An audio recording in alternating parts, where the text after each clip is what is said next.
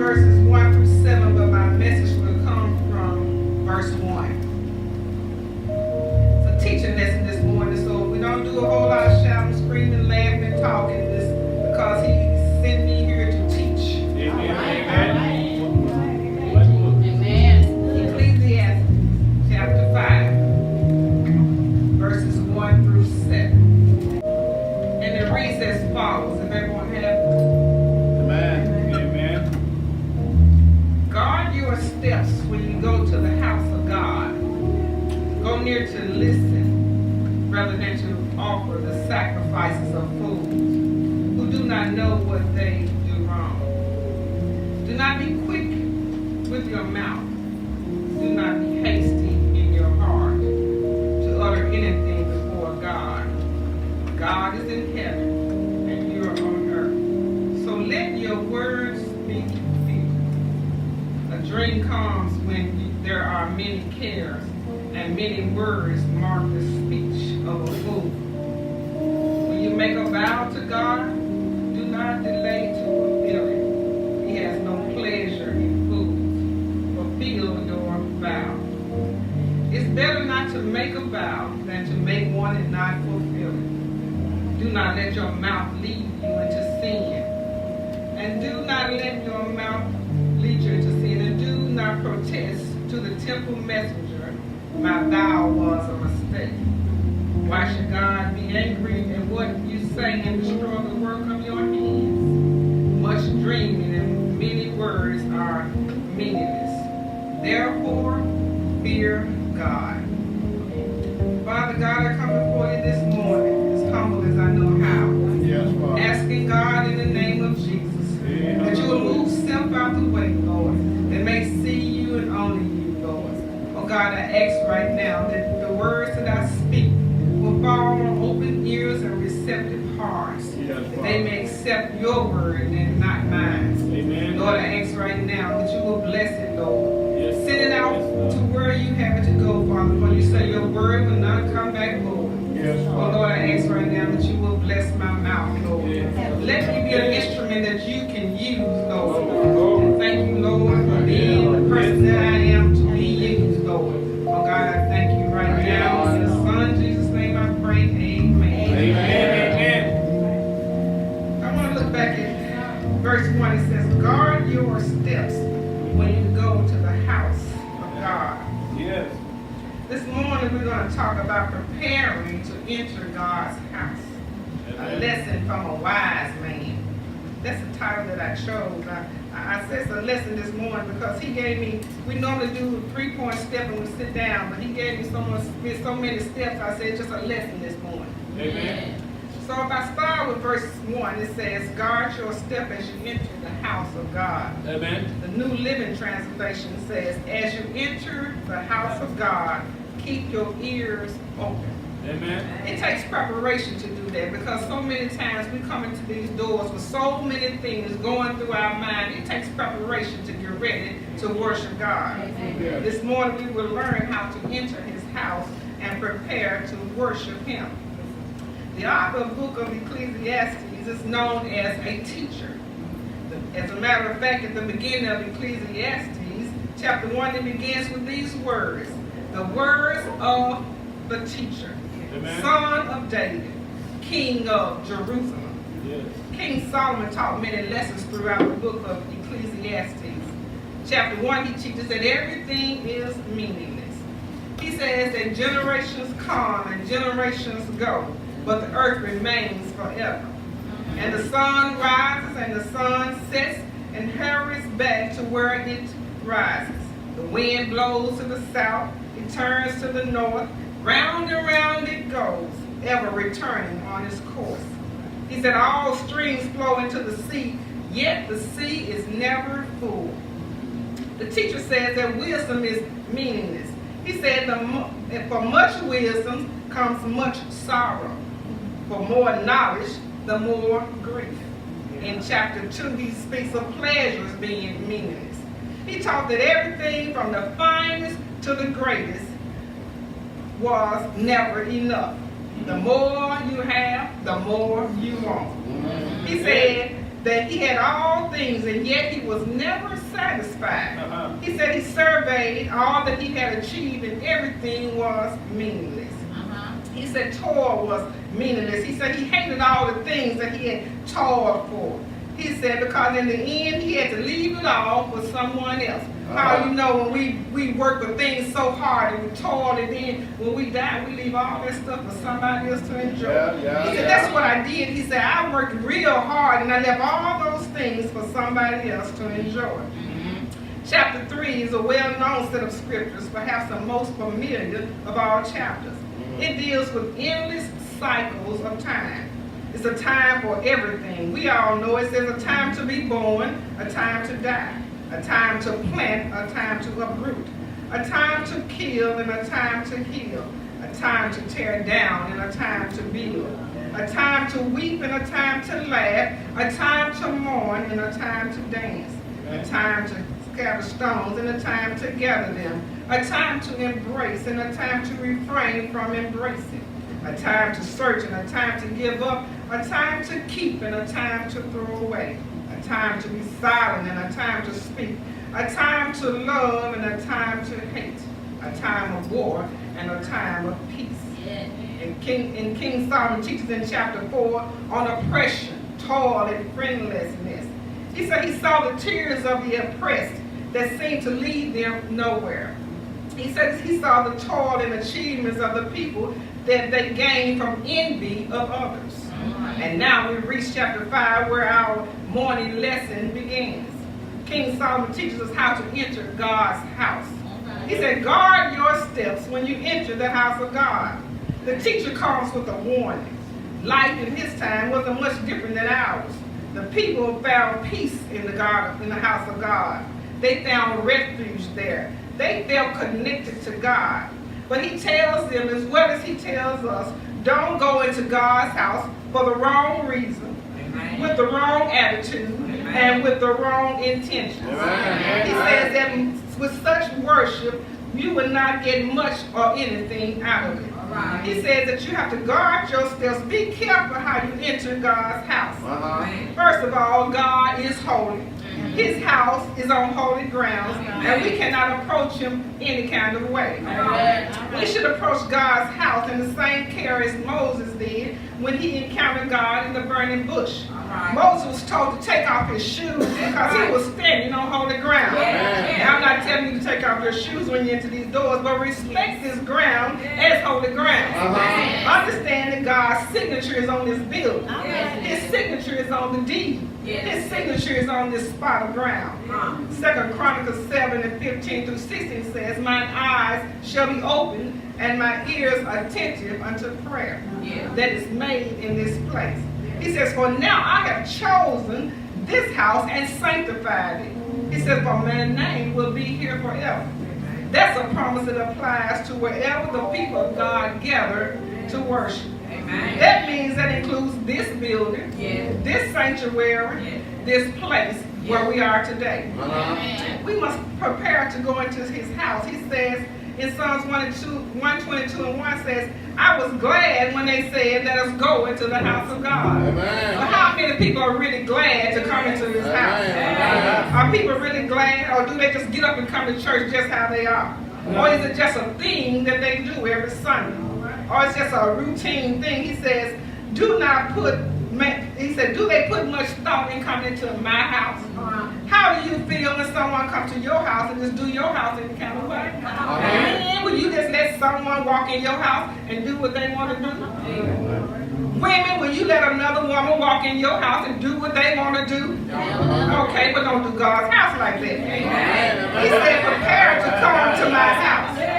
He says, if you want to do what you want to do, then don't come to this door. I've heard so many people say, I don't want to get dressed and go to church. I can just do bedside service.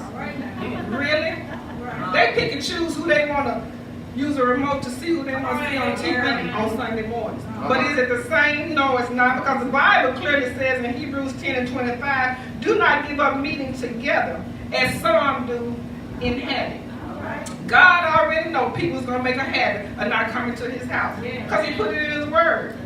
God says, I know that it can easily be a habit, Because my husband always said, if you miss one Sunday and you miss another Sunday, it's hard to get back into the routine of coming to God's house. But it takes preparation. People don't do much preparation for church, but how much do they prep for work? Or sometimes they're sitting in church thinking about what they're going to wear to church, what they're going to wear to work tomorrow. They want to know, well, I might wear this suit, but I may not need to stop by Walgreens to give me some stockings. I might need to stop by Walmart and pick me up another pair of shoes. They prepare in church to go to work Monday morning. Then there's some people that prepare to go to work at church. I didn't get it wrong. I meant what I said. At church, because they come in the doors with that mindset that this is a job. Whether it's preaching, singing, or playing as a musician. They come in through those doors preparing to get paid to do a job. Or what does God think about you only feeling like coming in to get paid and not worshiping Him? Because He said, my eyes and my ears are attentive in this place. That means He hears our thoughts. And that's very scary. Prepare to come into these doors. It says, God looks at us and see how we feel. So watch what you think when you enter His house. This morning, Psalm is teaching us about how to respect God's house. It is a sacred place where we come to commune with God. Many times the Bible spoke of carved animals that they worship. But we worship a living God. These idols couldn't feel, they couldn't see, nor could they hear. But the God that we serve, He hears all things and He knows all things. You can pretend with some people sometime, but you can never pretend with God. Go there to listen. I read an article of a lady that said this was her first time flying. She said she noticed how many people was doing so many things as the flight attendant was explaining the procedure if something happened on the airplane. She said some were getting things over the overhead compartment, some were texting on their phone perhaps for the last connection before takeoff, some were prepping for a nap, some were getting their laptops connected before the takeoff. Everything but listening. She said 9 times out of 10 if something was to happen, people were going to panic mode. They wouldn't know what to do, and they couldn't remember what the flight attendant said. So she said a man was standing next to her. She said, were you listening to all she said? He said, oh no, I heard that 1,000,000 times. She said, and he would be the first one to not remember how to open the oxygen mask. She said he would be the first one not to remember where she said the life jackets were. All the information was given at the beginning of the flight. But how many times do we walk into church Sunday after Sunday and don't listen to the message? How many times have God given us a warning that something was ahead because He already knew some trouble was coming, and yet we wasn't listening? The pastor stood here and said, don't worry about what's going to happen because God says, believe in me because I fight your body. But you didn't remember because you didn't hear what He said. He said, be still and know that I am God. Oh, but you don't know because you wasn't listening. But that's how they do. You know, they don't listen. And then when trouble comes, oh Lord, what do I do now? Lord, I need you right now. Lord, help me right now. Oh yeah, He said, I told you, son. You just wasn't listening. Prepare to give God your best. Whatever it is, give Him your best. A group of pastors one day was on a mission trip. They were sitting around talking, and one of the guys wanted to share a story about his parents. He told them about the time his parents paid $100 for a shipment of clothes from the States. When they received the shipment, they were so excited, they were jumping up and down. They couldn't hardly wait to open. We're going to open this crate together. They opened up the crate only to discover that the buttons and the zippers were missing. They spent $100 for something that was worthless. They were looking for something, they were looking for the best for their $100. And the pastor said, I wonder how often does God feel when we don't give Him our best? We give Him a little bit here and there and think it's our best. And He said, I know better. Because I know what I've given you. But you expect the best, but you don't want to give the best. How many times have we prayed for a new car, a new home, expected to receive the best, It may not be a brand new 2018, but it's new to you. It's new to you. And then you say, Lord, I want a new car. I need a new car. Look at this thing. It's not hard to work. It won't go. I can't get to church. And he give you a brand new car. And then you don't want to come to church and put nothing in the plate. Don't shoot the messenger. I'm just delivering the message. Don't be like the Jews in Malachi. They were to offer sacrifices to God, but they brought him what they didn't want. The animals were injured, they were lame, and they were diseased. God deserves your best. Amen. How many times have we asked God for the best, and then we don't give him the best? You're right. No matter what you dream of asking God, first thing, have I given him my best? Have I given him what he deserves? God does not deserve the leftovers. Luke 6:38 says, give, and it will be given to you. A good measure. As I began to read this scripture, I started thinking how my grandmama used to measure things, because she cooked from the old school. She did home cooking. And she measured from a measuring cup. And she put a good measure in there for some of the things she cooked. But God said, I give you a good measure. Press down. That means he take that cup and he press them blessings down. He press them down so he get more in that cup. And he said he shake it together. Oh, that means that, you know, if you got any cooks in here, you take that flour, you put it in that measure cup, it's real fluffy. But you take that cup and you do like this here and you shake it around and pass it down. That means he's going to shake it down, pat it down so he can get some more blessings. And he said, I'm going to run it over. Oh, yeah, he said, I got to fill the cup up. He's going to put you some more in there. Put you some more blessings in there. I'm going to run this cup over. He said, you ain't got to come and get it. He said, I'm going to pour it in your lap. That's what the scripture says now. A good measure, press down, shake it together, and run it over. And I'll pour it in your lap. He said, but the measure you use, it will be measured back to you. Now, it's your choice after today how much you measure to God. If you want some blessings that's full and running over, up your measure. If I need to bring you some measuring cups, I'll do that too. As for you in God's house, give him the highest honors. God says in Malachi 1:6, a son honors his father and a slave honors his master. He said, if I'm a father, where is my honor? I didn't ask the question. God says, if I'm a father, the Bible says, our Father, which art in heaven. That means that we call him God. But where is his honor? He says, if I'm a master, where is my respect? He said, we always say master. Master. There's a song called, they be singing master. If he's a master, then where's his respect? They don't give God no respect no more. If anybody can come in a church and shoot up a church, all the respect is gone. We need to give God his respect. We must come into the house showing respect. Start at the door. The word of God tells us that Queen Sheba, who came to meet Solomon, recognized his love for the Lord the way he went into church. God, people ought to be able to see out the love that we have for God as we start entering these doors. They ought to see that we love God with a passion. How many times have we loved people with passion and they hurt us? We gave it to them, but they didn't give nothing back. As we enter the house, we should love with a love that's unconditional. I'm not talking about better, but we got a lot of love in this place. There's some churches out there that go for different reasons. There's some saints that go in churches every Sunday, calling themselves Christians and living and walking a different way. But we need to know how to do it. He says, keep my Sabbath and reverence my sanctuary. Prepare to give God your heart.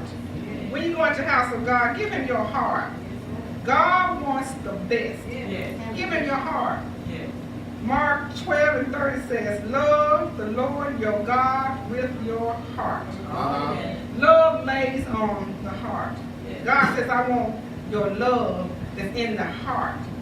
Isaiah 29:13 said, God talks about those that give lip service and left their hearts. It's many people coming to church and they talk a good talk, but they not walking the way they should. They can put on a good show. All they dress up real nice. They treat you like sugar. And then when they go out in the restaurants, they say, them people just came from church. How many times have people said that? How many times have we sat in restaurants and people cut up in a restaurant and we be like, wow. They dress like they just came from church, or they go on to church and look how they act. No love in their heart. But God said, give me your heart. Not just lip service. He said, these people come near to me with their mouth and honor me with their lips, but their hearts are far from me.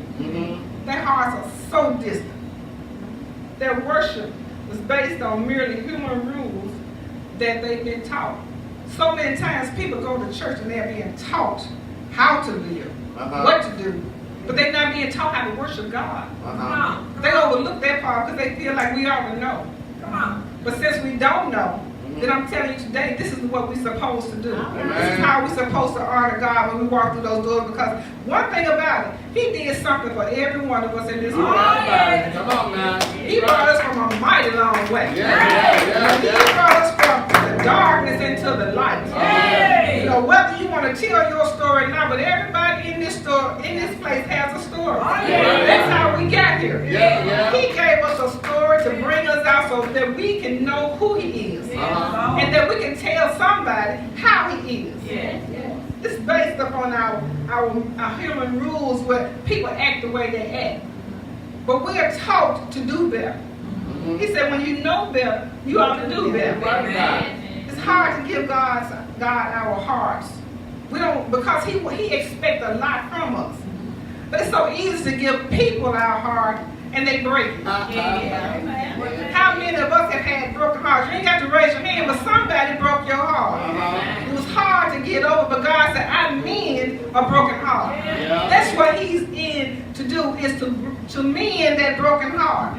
So if you know that He will mend the broken heart, that means He's not going to break it. Give Him your heart. And lastly, we come to worship Him. We come through those doors to worship God. Give Him all that you have when you come through those doors, because He deserves it. He brought some of us off some bad drug addiction. He brought some of us off the heavy drinking habits. He done brought some of us off some cigarette nicotine habits. He deserved the worship. He done brought us through some heavy lows through our families. Whether it's been the loss of a family, the loss of a child, or the disruption of a house as a married couple. He done brought us through some time. And He deserved the worship. Think back of all those days when you felt like you was alone, but He said, I'd never leave you, nor will I forsake you. He was there. How many times have we shed tears in the middle of the night when nobody knew we cried? Because He was there. He rocked us to sleep. Because He was there. How many times have we been escaped a bullet? Because He was there. How many times have we escaped an accident at a red light? Because He was there. But people walk around as if it's okay. But it's not, because it's because of His grace and His mercy. It's because of His divine protection that He has brought us this far. Oh, we can tell some stories. Oh, yes, we can, but He deserves the worship. No matter how we look at it, He deserves the worship. Oh, yes, He does. I can't stop. 20 years ago, He delivered me. Today, I keep worshiping Him. You see me up here shouting, I got a reason to praise His name. I don't care what I look like to God. Sometimes people don't want to shout because they don't know how people are going to look at them. They don't want to shout because they don't want nobody to know they have problems. Life is full of problems. But you know what? He is the problem solver. It's up to you to accept Him today. No matter how hard life gets. He said, I am here. I am your God. And you are my people. I am your God.